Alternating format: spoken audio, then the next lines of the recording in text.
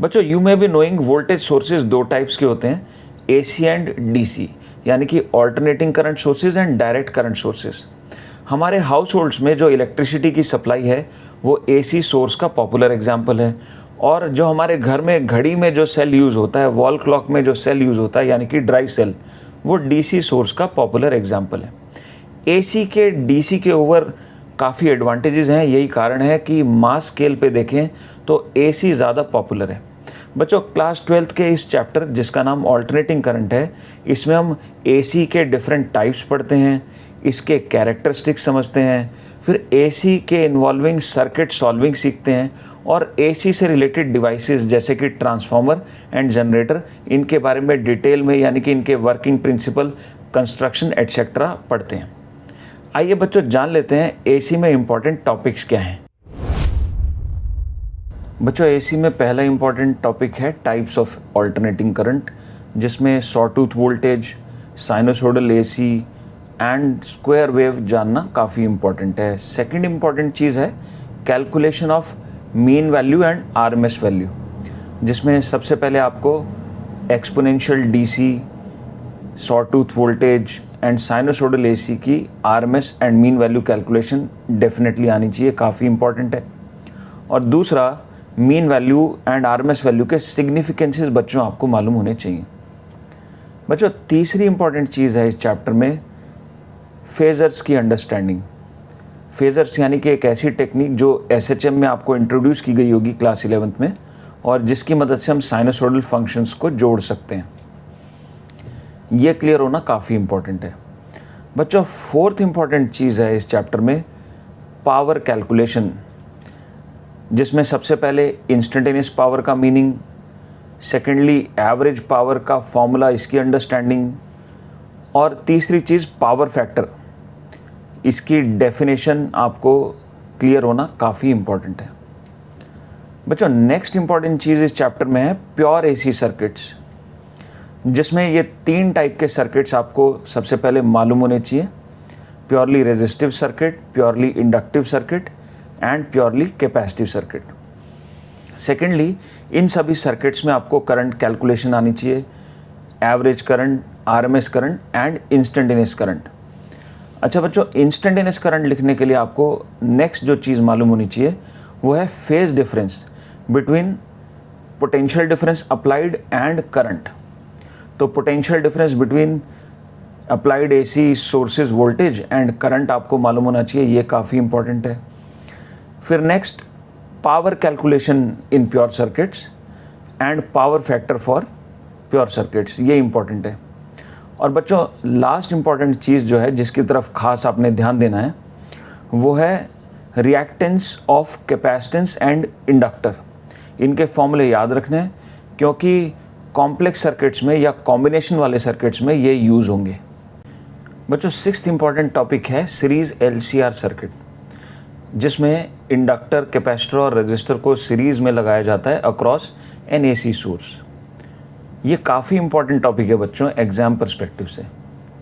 तो इसमें सबसे पहले आपको impedance triangle and impedance calculation आनी चाहिए।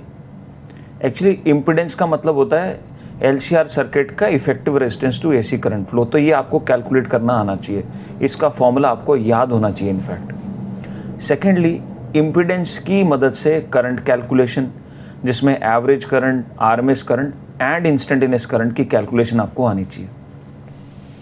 और बच्चों जैसे मैंने ऑलरेडी मेंशन किया, इंस्टेंटेनियस करंट के लिए आपको phase difference between potential difference applied and current चाहिए होता है।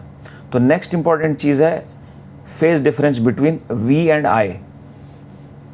बच्चों नेक्स्ट इंपॉर्टेंट चीज़ हो जाती है पावर कैलकुलेशन, जिसमें true power, apparent power, reactive power, तो वैरायटीज़ ऑफ पावर कैलकुलेशन आपको देखने को मिलेगी, तो आपको इसको केयरफुली पढ़ना पड़ेगा, ये इंपॉर्टेंट है। फिर नेक्स्ट इंपॉर्टेंट चीज़ है बच्चों पावर फैक्टर, जिसका सिंपल फॉर्मूला होता है, और पावर फैक्टर इनफैक्ट सर्किट की रेजिस्टेंस, इम्पीडेंस से रिलेटेड होता है, तो वो फॉर्मूले आपको याद होने चाहिए, ये काफ़ी इंपॉर्टेंट हो जाता है। बच्चों एलसीआर सर्किट में नेक्स्ट इंपॉर्टेंट चीज़ है कि अगर एलसीआर सर्किट में कहीं मीटर्स लगे हों, यानी कि वोल्ट मीटर या एम मीटर। तो डिपेंडिंग ऑन कि डीसी मीटर्स हैं कि एसी मीटर्स हैं, इनकी रीडिंग्स अलग अलग होती हैं। तो ये दोनों ही केसेस में आपको रीडिंग्स फाइंड आउट करनी आनी चाहिए बच्चों। नेक्स्ट इंपॉर्टेंट टॉपिक है, 7th इंपॉर्टेंट टॉपिक है इस चैप्टर का, resonance. To be specific, resonance in series LCR AC circuit, जिसमें सबसे पहले आपको रेजोनेंस का मीनिंग पता होना चाहिए। एक्चुअली रेजोनेंस एक ऐसी स्टेट है जिसमें सर्किट में करंट मैक्सिमम पॉसिबल होता है। तो सेकंड, इसकी कंडीशन आपको मालूम होनी चाहिए, particularly in terms of resonant angular frequency. Third बच्चों, रेजोनेंस के कॉन्टेक्स्ट में कर्व होती है जिसको हम बोलते हैं resonance curve, which is nothing but graph between current and frequency. तो ये ग्राफ आपको मालूम होना चाहिए। और इस कर्व की मदद से नेक्स्ट जो इंपॉर्टेंट चीज़ हम कैलकुलेट करते हैं वो 3 पैरामीटर्स का एक सेट होता है जो कैलकुलेट करते हैं। पहला पैरामीटर है हाफ पावर फ्रीक्वेंसीज, दूसरा पैरामीटर है बैंडविड्थ, और तीसरा पैरामीटर है Q factor of the circuit या शार्पनेस ऑफ द सर्किट। तो ये 3 पैरामीटर्स के फॉर्मूले जानना काफ़ी इंपॉर्टेंट है बच्चों। 8th इंपॉर्टेंट टॉपिक है पैरेलल एलसीआर सर्किट। हालांकि कंपटीशन पर्सपेक्टिव से उतना पॉपुलर नहीं है, लेकिन आ सकता है, और इसको सॉल्व करने के लिए आपको कॉम्प्लेक्स नंबर मेथड जानना ज़रूरी है। तो इसलिए मैं बोलूँगा ये इम्पॉर्टेंट है बच्चों। 9th इंपॉर्टेंट टॉपिक है ट्रांसफार्मर, जो कि एक डिवाइस होती है जो ऑल्टरनेटिंग करंट को स्टेप अप या स्टेप डाउन कर सकती है, और इसके देयरफॉर 2 टाइप्स होते हैं। तो पहली इंपॉर्टेंट चीज़ है ये जानना कि ये 2 टाइप का होता है, step up and step down. Secondly, आपको ट्रांसफार्मर की कंस्ट्रक्शन और इसका वर्किंग प्रिंसिपल, जो कि EMI इलेक्ट्रोमैग्नेटिक इंडक्शन होता है, ये मालूम होना चाहिए।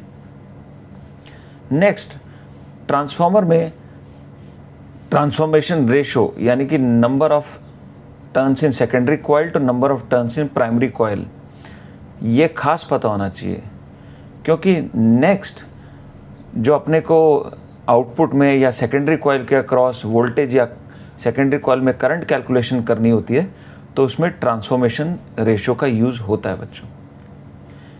ट्रांसफार्मर में नेक्स्ट इंपॉर्टेंट चीज़ है बच्चों ये समझना कि ट्रांसफार्मर में एनर्जी लॉसेस के रीजंस क्या हैं और ट्रांसफार्मर की एफिशिएंसी का मतलब क्या है, ये इंपॉर्टेंट है बच्चों।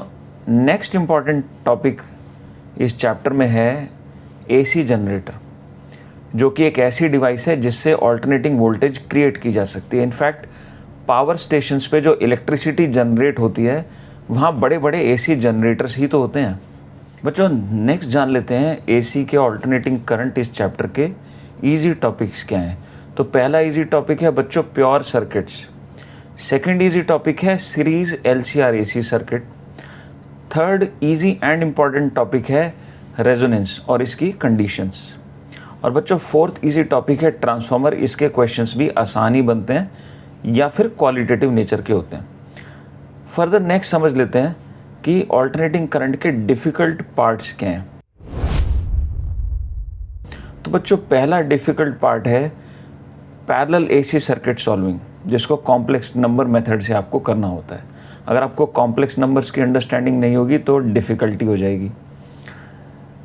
दूसरा डिफ़िकल्ट पोर्शन जो बच्चों को लगता है वो है instantaneous voltage potential difference calculation in circuits. वो सीरीज LCR सर्किट हो सकते हैं या मिक्स ग्रुपिंग वाले सर्किट हो सकते हैं। ये थोड़ा सा चैलेंजिंग बच्चों को लगता है।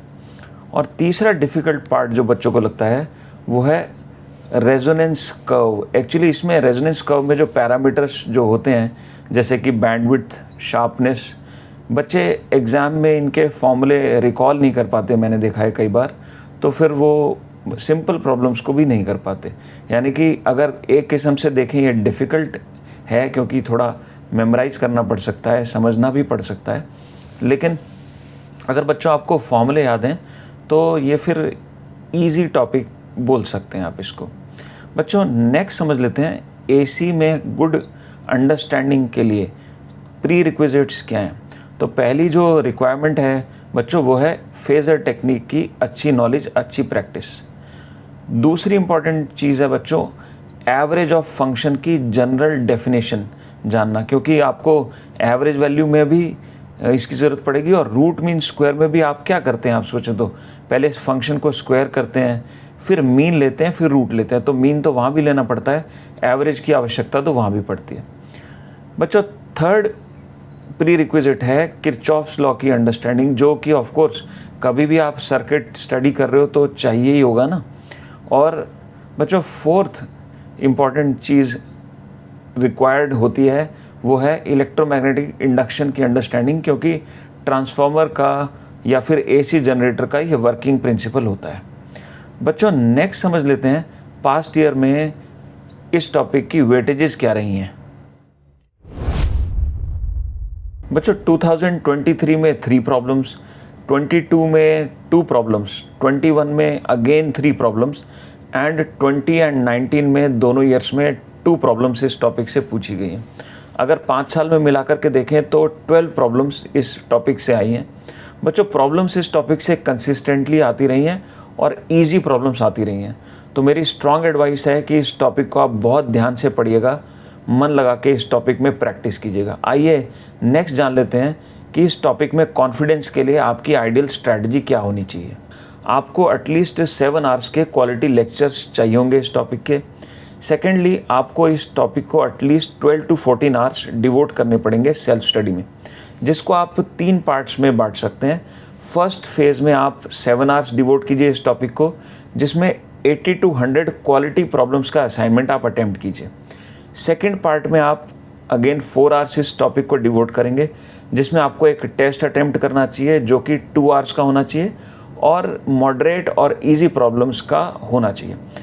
Third and final phase of preparation में एग्ज़ाम से पहले जो कि आप कर सकते हैं, आपको 3 घंटे इस टॉपिक को डिवोट करने चाहिए, जिसमें एटलीस्ट एक मॉडरेट टू टफ लेवल की प्रॉब्लम्स का 1 आवर का टेस्ट आपको बच्चों देना चाहिए। ये स्टेप्स फॉलो करके आप इस चैप्टर में इतना कॉन्फिडेंस गेन कर सकते हैं कि पास्ट ईयर की प्रॉब्लम्स को आसानी से कर सकते हैं। और वैसे ही ये टॉपिक जो है, प्रॉब्लम्स जो इस टॉपिक से आती हैं वो स्टैंडर्ड टाइप की होती हैं, ज़्यादातर आपको देखी दिखाई मिलेंगी अगर आपने अच्छे से प्रिपरेशन की है। तो बच्चों इस टॉपिक को यानी कि मन लगा के पढ़िएगा, ध्यान से पढ़िएगा, ये आपको अच्छे मार्क्स फेच कर सकता है एग्ज़ाम में। I wish you all the best. मन लगा के पढ़ते रहिए और आगे बढ़ते रहिए।